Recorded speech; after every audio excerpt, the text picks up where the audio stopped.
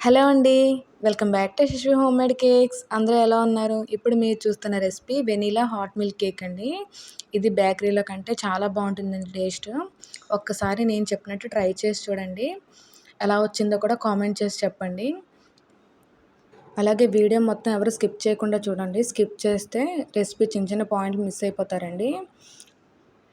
అలాగే మన ఛానల్‌ని ఎవరైతే కొత్తగా చూస్తున్నారో సబ్స్క్రైబ్ చేసుకొని చూడండి. మీకు ఎలాంటి వీడియోస్ కావాలో కామెంట్ చేయండి. కేక్ నచ్చితే లైక్ చేయండి. ముందుగా 100 గ్రామ్స్ అన్సాల్టెడ్ బటర్ అండి. అన్సాల్టెడ్ బటర్ మాత్రమే తీసుకోండి. సాల్టెడ్ అయితే బాగోదండి. తర్వాత 1 కప్పు మిల్క్ అండి. నేను చూపిస్తుంది 250 గ్రామ్స్ కప్స్‌తో మెజర్మెంట్స్ చూపిస్తున్నానండి మీకు ఈ కేక్ మొత్తం. 1 cup milk, 100 grams unsalted butter వేసుకొని బటర్ కరిగేంత వరకు పాలను మరిగించుకొని పక్కన పెట్టేసుకోండి. ఇది చల్లారిన తర్వాత గోరువెచ్చగా ఉన్నప్పుడు ఈ రెసిపీ చేయడం స్టార్ట్ చేయండి. 4 ఎగ్స్‌ని కొట్టుకొని బాగా బీట్ చేయండి. నేను వీడియో ఆన్ చేయడం మర్చిపోయానండి. అందుకే ఎగ్స్ మీకు బీట్ అయిన తర్వాత కనిపిస్తుంది. తర్వాత 2 కప్స్ షుగర్ పౌడర్ అండి. షుగర్‌ని పౌడర్ తీసుకొని బీట్ చేసుకోండి. లేదంటే బీట్ చేయగలను అంత పేషెన్స్ ఉందంటే షుగర్ క్రిస్టల్ తీసుకోండి. షుగర్ మాత్రం నేనైతే షుగర్ పౌడర్ తీసుకొని మీకు చూపిస్తున్నాను. 2 కప్స్ షుగర్ పౌడర్ వేసుకొని బాగా బ్లెండ్ చేసుకోవాలండి. తర్వాత 1 టీ స్పూన్ వెనిలా ఎసెన్స్ అండి. ఆల్రెడీ మనకి ఈ కేక్లో మనకి బటర్ ఫ్లేవరు, మిల్క్ ఫ్లేవర్ బాగా తెలుస్తుందండి. కాబట్టి 1 టీ స్పూన్ వెనిలా ఎసెన్స్ సరిపోతుందండి. మీకు ఎగ్ స్మెల్ ఏం రాదు.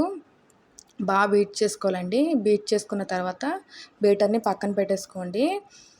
ఇప్పుడు 2 కప్స్ మైదా అండి. నేను ఇంగ్రీడియంట్స్ అన్నీ తీసుకోవడం మీకు చూపించలేదండి. ఎందుకంటే వీడియో లెంత్ అయిపోతుందండి. అలా అయితే స్కిప్ చేసేస్తున్నారని ఇలా చూపిస్తున్నానండి తీసుకొని ఆల్రెడీ మెజర్మెంట్స్.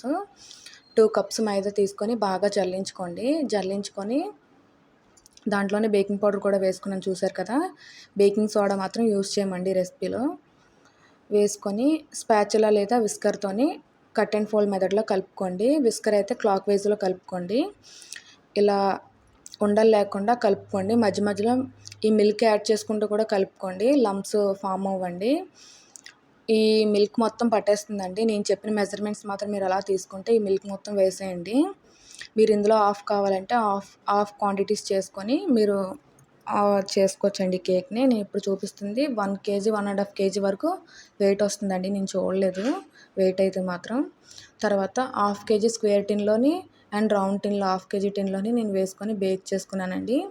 అలా వేసుకోగా నాకు ఇంకా 5 కప్ కేక్స్‌కి అయ్యాయండి ఈ బ్యాటరు. దీంట్లో కూడా వేసుకొని నేను ఓవెన్‌లో పెట్టుకున్నానండి. మీరైతే కావస్తే స్టవ్ మీద కూడా బేక్ చేసుకోవచ్చండి. స్టవ్ మీద ఎలా బేక్ చేసుకోవాలో తెలుసే అనుకుంటున్నాను నేను. తెలియకపోతే కామెంట్ చేయండి చూపిస్తాను.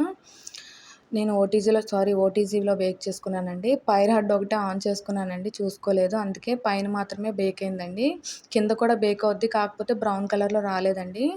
చూసారా ఎంత పర్ఫెక్ట్‌గా బేక్ అయిందో. ఈ కేక్ మాత్రం ఒక 4 డేస్ వరకు నిల్వ ఉంటుందండి.